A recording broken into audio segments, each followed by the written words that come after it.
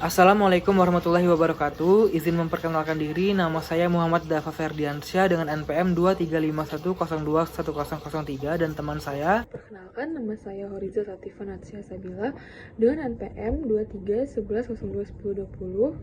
Di sini kami akan melakukan video pengolahan data dari 8.1, 9.1, dan 10.1.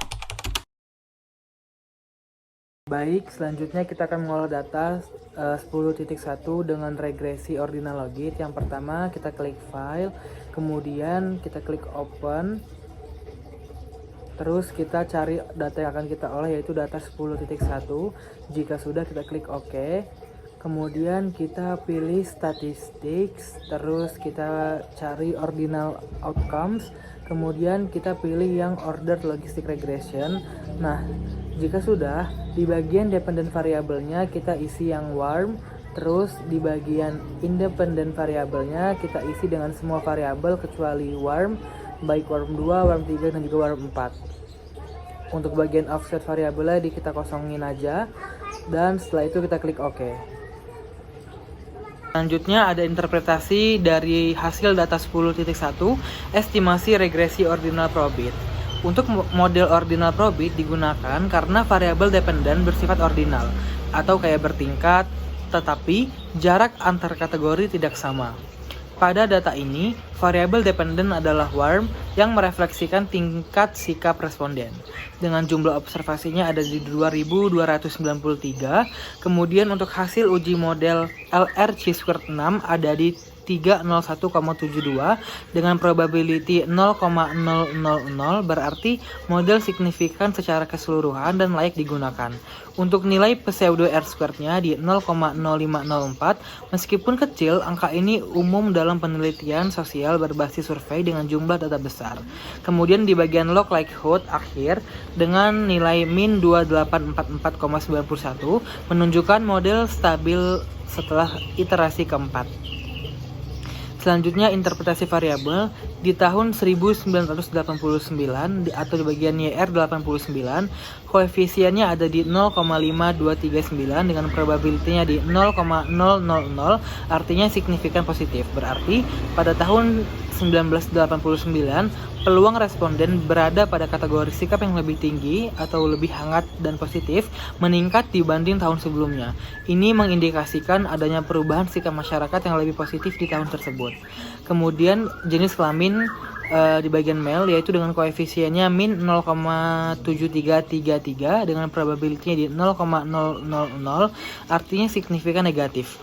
Berarti responden laki-laki cenderung memiliki sikap yang lebih rendah atau kurang hangat dibanding perempuan. Dengan kata lain, perempuan lebih banyak mengekspresikan sikap positif dibanding laki-laki.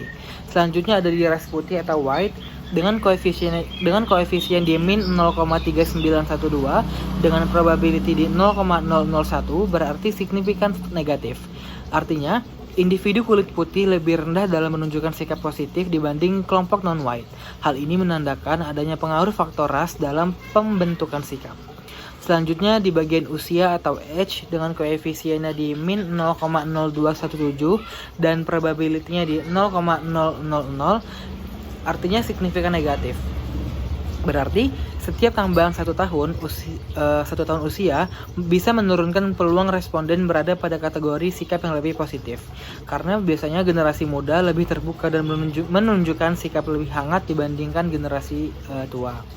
Selanjutnya pendidikan atau di bagian CD yaitu dengan koefisien di 0,0672 dengan probability 0,000 yang artinya signifikan positif. Berarti, tambahan satu tahun pendidikan meningkatkan kecenderungan responden memiliki sikap positif. Pendidikan berperan penting dalam membentuk sikap toleran, terbuka, dan hangat. Selanjutnya di bagian prestasi atau PRST, dengan koefisiennya di 0,00687 dengan probability-nya di 0,066, berarti marginal signifikan positif. Prestasi akademik atau capaian lain sedikit meningkatkan peluang responden menunjukkan sikap yang lebih hangat, meskipun efeknya relatif kecil dan hanya signifikan pada taraf 10%.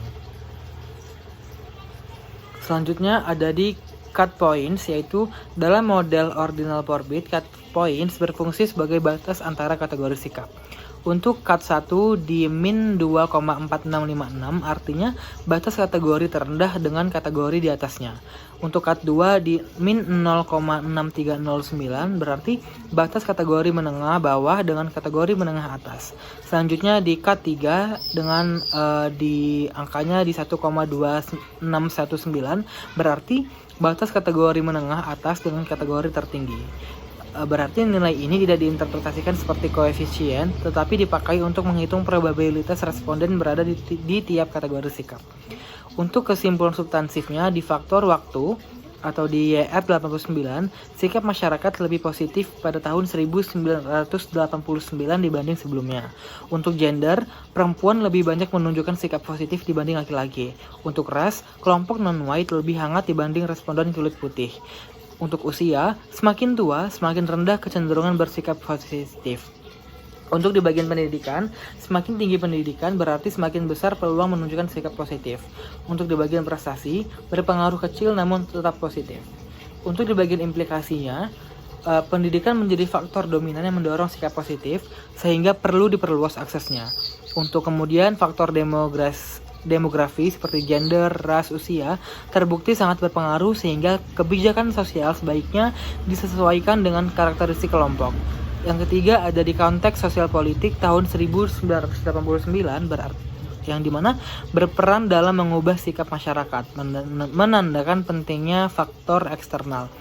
Kemudian ada di prestasi, meskipun kecil pengaruhnya tetap memberi kontribusi dalam meningkatkan sikap positif.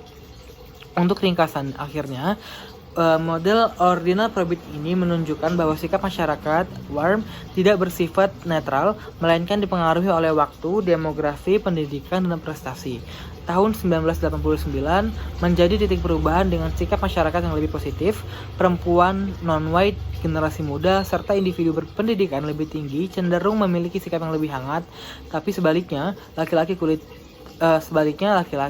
kulit putih, usia tua, dan pendidikan rendah lebih condong ke arah sikap kurang positif.